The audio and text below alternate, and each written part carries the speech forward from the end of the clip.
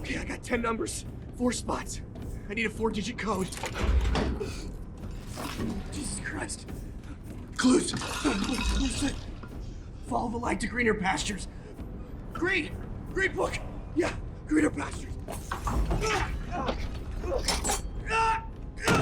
I got 4 o'clock.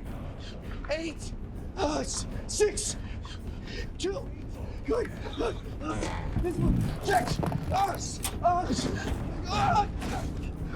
Come on! Why isn't it working? Stick. Oh, God, there's no way out.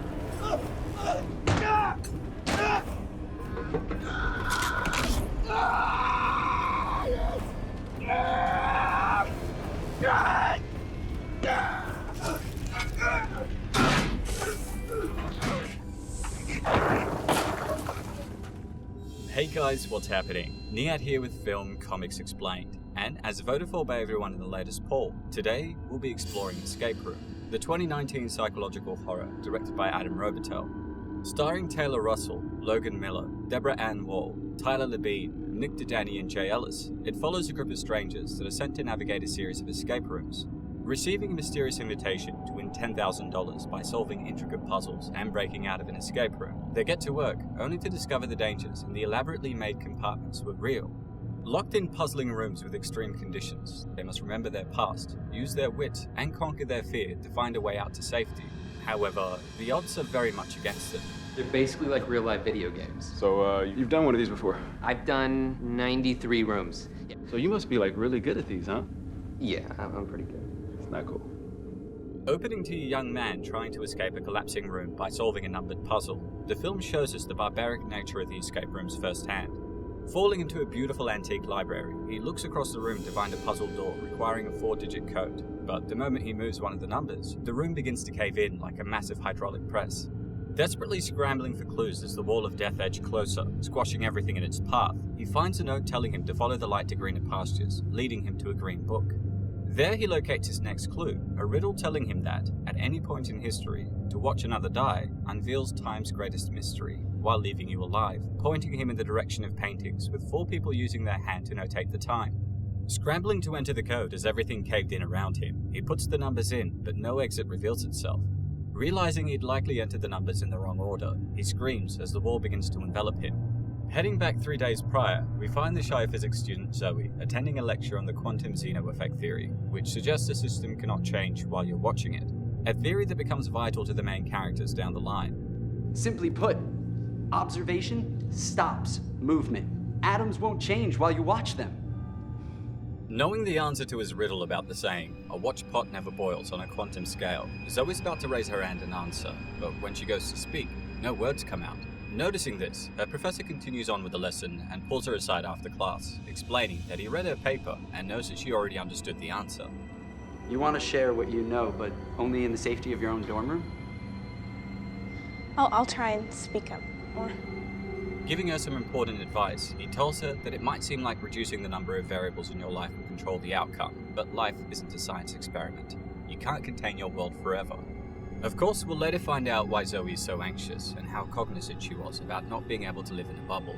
But knowing what she's been through in the past, he advises her to try doing something that scared her over the break, to which she agrees.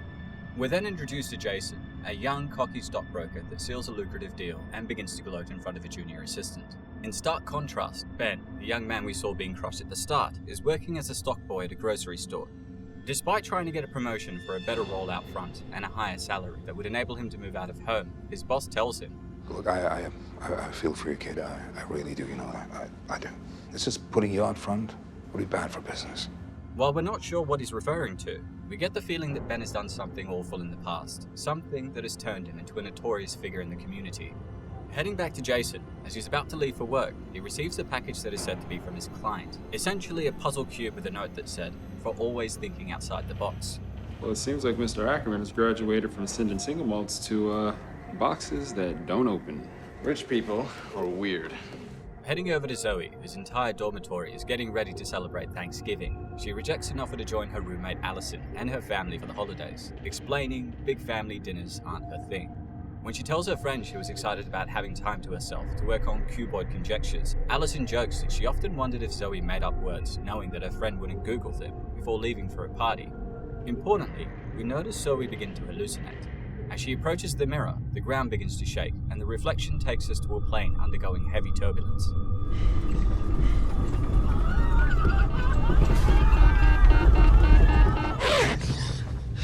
Waking up the following morning to the sound of Allison packing and covered in sweat, Zoe says goodbye, but when her friend opens the door, she picks up a puzzle cube addressed to Zoe from a professor. Opening it, Zoe finds a note advising her to open new doors, and along with Jason and Ben, who also finds a puzzle cube on his work desk and a note telling him it was a chance to escape, they all become obsessed with unlocking it. While getting there in different ways, with Jason using YouTube videos for advice on puzzles, Zoe taking her time to intuitively fill the box, and Ben trying to smash it, they ultimately open the box after many hours. Inside, they find an entry voucher for Minos escape rooms and an invitation to be the first to escape their most immersive rooms yet and win $10,000. As Ben nervously smokes in front of a large unmarked concrete building, assumed to be the location, another contestant named Amanda arrives and says hello. Hi, this is the Minos building? Think so. Thanks. Yeah, it's gonna kill me, I know. Meeting a lone security guard and admission clerk, Amanda is told to hand over her ID for confirmation. She's also informed that she has to forfeit her phone, a rule supposedly in place by the company to stop people from tweeting pictures of the rooms or puzzles, and for good reason. Instructing her to head up to the third floor with a Machiavellian smile, he then thanks Amanda for her service, alluding to her past as a soldier. When Amanda enters a lift, another contestant named Danny, who happens to be an escape room enthusiast, jumps in right before it closes, revealing he had another phone. I'll sneak in a second one. The waiting rooms can get so boring. Stepping out into an unsuspecting hallway that leads into the waiting room, the pair enter to find the other contestants.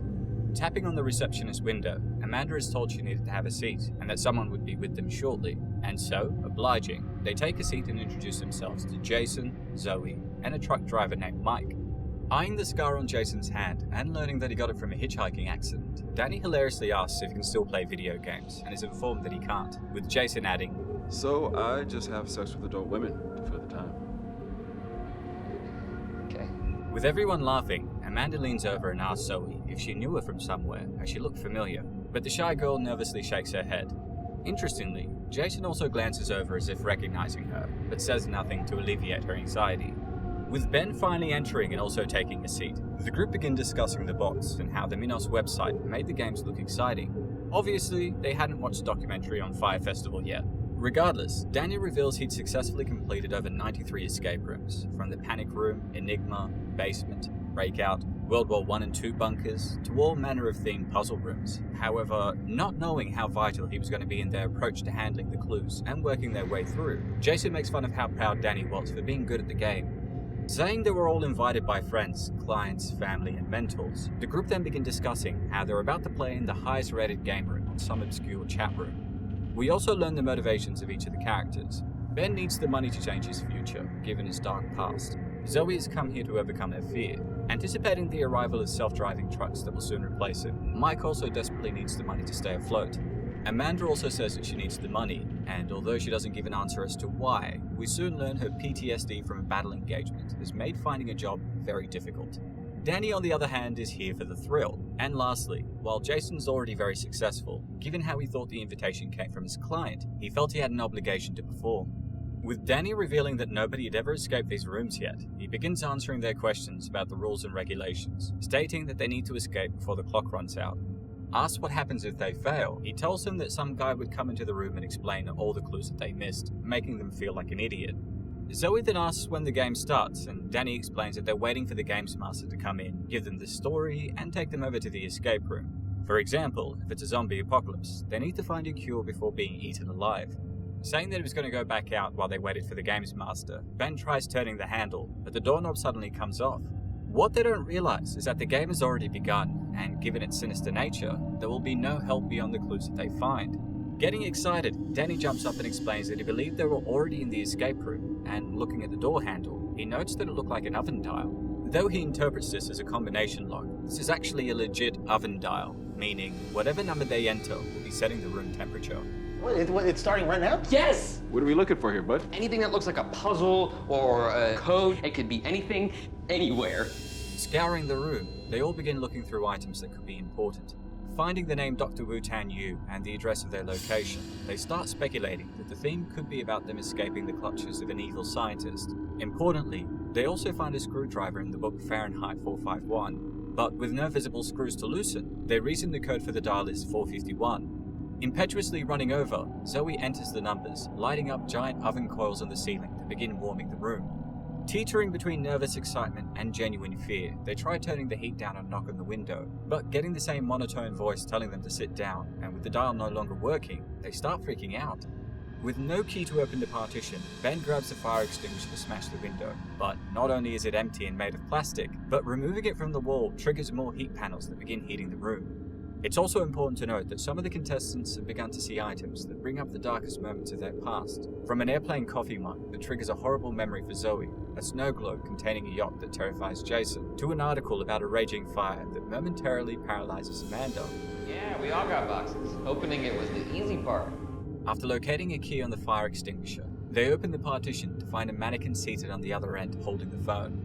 When the phone suddenly rings, Jason answers it and hears a pre-recorded message that welcomes them to Minos, the world's preeminent designer of escape rooms, and telling them to make sure they followed all the posted rules.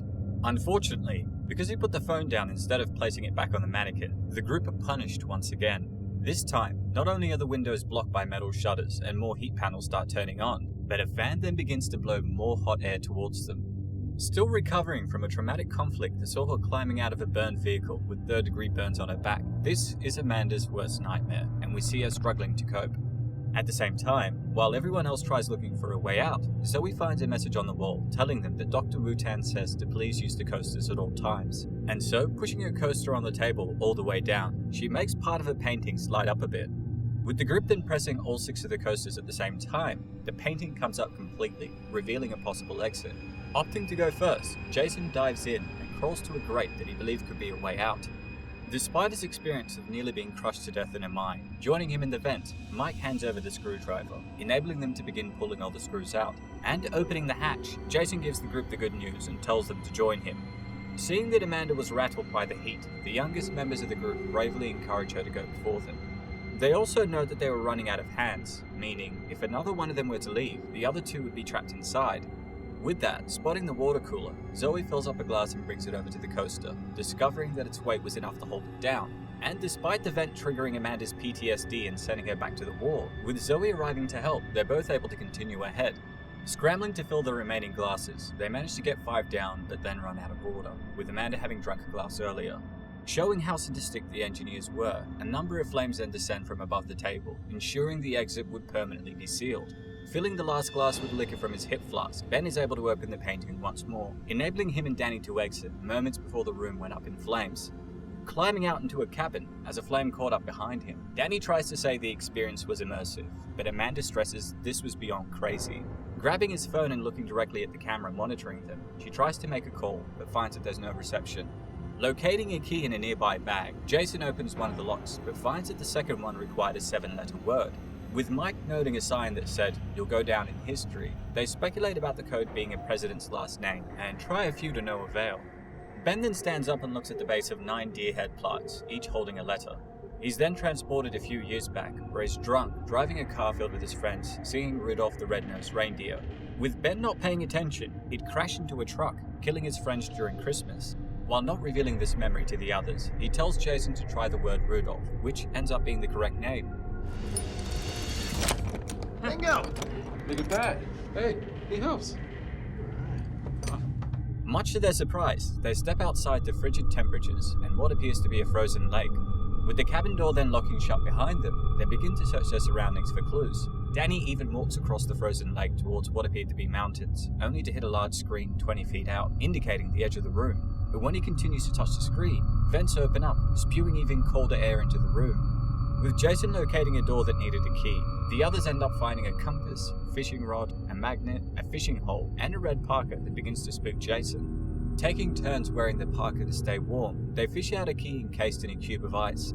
Realizing they needed Ben's lighter to melt the cube, Danny walks over to pick it up, but ends up falling into the ice and drowns to death, despite their frantic attempt to save him. Although they knew they were in danger, with one of them officially killed in front of their eyes, they all begin to take the escape room more seriously. And while they suspect Ben had something to do with the death at first, in reality, believing the use of a lighter was cheating, the game master had actually executed Danny and got rid of the lighter in one move.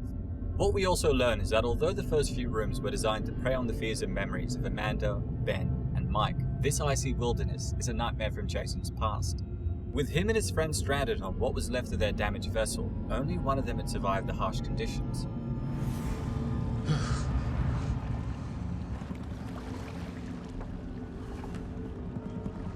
Realizing they would all soon die from hypothermia, the group huddled together and used their collective body heat to melt the ice. Retrieving the key, Jason turns the lock for the door, but nothing happens. Luckily, with a new door opening as the remaining ice began to collapse beneath their feet, the group make it across the stream and enter a new room with an inverted bar. Making their way in, they feel the entire room elevate to a new altitude, and assume that they've been taken to the top floor. And of course, there's a devious reason for this. When they notice a door without a doorknob, Mike suggests that the 8-ball missing from the pool table above them must be the doorknob hidden somewhere in the bar. A telephone then rings from above and drops from the ceiling, delivering an ear-piercing dial-up sound, followed by a musical track. When the dial-up sound is repeated, Ben saves Mike from a portion of the floor that collapses in front of him. Believing this to be a twisted form of musical chairs, they all hold on to the sides as Amanda climbs up the bar and finds a safe with a 4-digit code. Using clues from a sliding puzzle that Zoe's able to solve across from them, they find the numbers, but Amanda is unable to open the safe. When Zoe falls unconscious and has a flashback to a plane crash where she was the lone survivor, we realize this room is designed as a twisted joke based on what she experienced. Zoe, come on, wake up. Zoe, wake up. Climbing up as the remaining pieces of the floor collapse, Zoe, Ben, Mike and Jason head up towards the exit, while Amanda's stuck by the safe. With Zoe advising Amanda to enter the numbers inverted and in reverse to reflect the conditions of the room, she unlocks the 8-ball but is unable to safely climb across to join them. In the ultimate sacrifice, Amanda manages to throw the 8-ball to them just as she plummets to her death, enabling them to enter the next room designed like a hospital ward. Finding beds identical to ones each of them were treated in after being declared sole survivors, they discover the true reason why they were chosen. We're sole survivors. We're a statistical improbability. And now they want to see who will be the luckiest among the lucky. Mike was the only minor pulled alive after a cave-in. All of Ben's friends were killed in the car crash. Zoe survived the plane crash, and only Jason was found by the Coast Guard in frigid waters. The group also learned that Danny's entire family was killed by carbon monoxide poison, and that Amanda was the only soldier in her unit to survive an IED blast in Iraq. The escape room was essentially a sick trial to see who would be the luckiest out of the lucky. This is why so many aspects of the game revolved around their fears and horrid past. They made these rooms for us. They addressed boxes from people that we trust. With a television broadcast stating the group had 5 minutes to live unless they put their heart into it, they realized the room was about to be filled with poison gas when the time ran out. Locating an EKG machine, Jason, Ben and Mike theorized the optimal heart rate would lead them into the next room. At the same time, fed up with how unfair each situation was, and wanting to outsmart the game makers, Zoe employs the quantum Zeno effect. Since observation stops movement, in this case progress, to effectively change the scenario and find a legitimate way out, she needed to disable all the cameras and prevent the observation. Unfortunately, believing that a high heart rate would save them, Jason inadvertently kills Mike by blasting him with a defibrillator multiple times. With poisonous gas then leaking into the room after the 5-minute mark, Jason hooks himself to the EKG and lets the poison lower his rate to below 50 BPM, which opens the path towards the next room. Importantly, while Jason and Ben escape, after destroying the last camera, Zoe refuses to join them, before collapsing and appearing to die. As the pair enter a room with walls and furniture decorated with optical illusions, furious at how Jason killed Mike, Ben guilts Jason into admitting he deliberately killed his friend at sea to survive. Admit that you killed your friend. Surviving is a choice. Make yours.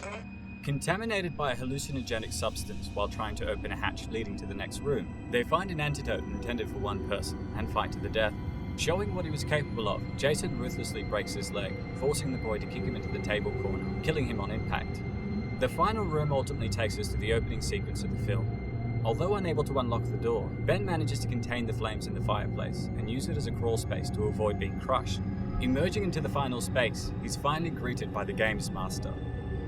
Now, you were a dark horse. My money was on Jason. But see, that's why these games are so fascinating. The man tells him that from the beginning of civilization, they knew there was something captivating about watching humans fight for their lives. This is why gladiatorial games and public executions were so popular in the past. With the world having supposedly gone soft, the organization created a sport for the most powerful people that still had a thirst for savagery. But every year, they demand more. From more complicated rooms, interesting subjects, to more ways to gamble on life and death. Having used savants 2 years ago, and college athletes last year, wanting to know if luck had anything to do with it, this year they chose lone survivors. While Ben is tricked into believing he was able to leave now that he won, the Game Master begins strangling him, thereby stopping the secrets of the game from being revealed to the world. At the same time, we find that Zoe survived. Using an oxygen mask and connecting it to one of the openings created from the camera she disabled, she overcame the poisoning, and with no cameras watching her, feigning death when the cleaners arrived to remove the bodies, she incapacitated them. After ultimately saving Ben, they both kill the game's master and escape. However, despite being treated for their injuries and notifying the cops of what happened, by the time Zoe comes back with investigators, all evidence of the escape room is erased. Wait, this was the waiting room! Okay, and then it turned into a giant oven, okay, and there was fire. The fire came down from the ceiling! Unable to let go of what the organization did to them, after tracking their headquarters to New York 6 months later, Zoe somehow convinces Ben to join her on a flight to confront them. Unbeknownst to them, the game's architect is one step ahead, with plans on turning their flight into a simulated escape with a 4% chance of survival, paving the way for the sequel. Well, it's not a game that she doesn't stand any chance. We've intercepted her flight information. It's on. With that said, that's all for today, folks. A huge thanks to everyone that voted we cover Escape Room. Don't forget to hit like and subscribe if you enjoyed the video, and if there's anything else you'd like to request, please don't hesitate to ask. As always, it's been a pleasure.